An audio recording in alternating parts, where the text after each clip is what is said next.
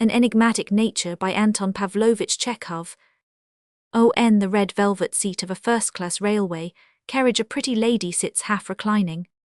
An expensive fluffy fan trembles in her tightly closed fingers, a pincenez keeps dropping off her pretty little nose, the brooch heaves, and falls on her bosom like a boat on the ocean. She is greatly agitated. On the seat opposite sits the provincial secretary of special commissions, a budding young author who from time to time publishes long stories of high life or novelli, as he calls them, in the leading paper of the province. He is gazing into her face, gazing intently with the eyes of a connoisseur. He is watching, studying, catching every shade of this exceptional enigmatic nature. He understands it. He fathoms it. Her soul, her whole psychology lies open before him. "Oh, I understand you to your inmost depths," says the secretary of special commissions, kissing her hand near the bracelet. "Your sensitive, responsive soul is seeking to escape from the maze of yes, the struggle is terrific, titanic. But do not lose heart, you will be triumphant, yes." "Write about me, Valdemar," says the pretty lady with a mournful smile. "My life has been so full, so varied, so checkered. Above all, I am unhappy. I am a suffering soul. In some page of Dostoevsky, reveal my soul to the world, Valdemar, reveal that hapless soul. You are a psychologist. We have not been in the train an hour together, and you have already fathomed my heart. Tell me, I beseech you, tell me." "Listen, my father was a poor clerk in the service. He had a good heart, and was not without intelligence, but the spirit of the agioff, his environment, vous comprenez. I do not blame my poor father.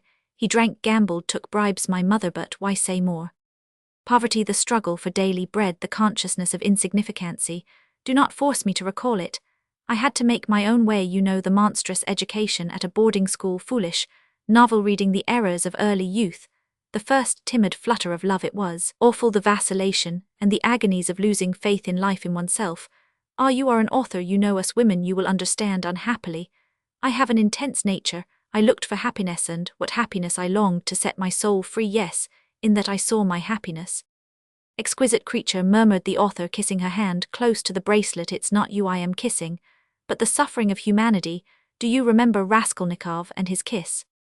Oh, Valdemar, I longed for glory, renown, success, like every we affect modesty, every nature above the commonplace. I yearned for something extraordinary above the common lot of woman, and then there crossed my paton old generalry, well off. Understand me, Valdemar, it was self-sacrifice, renunciation.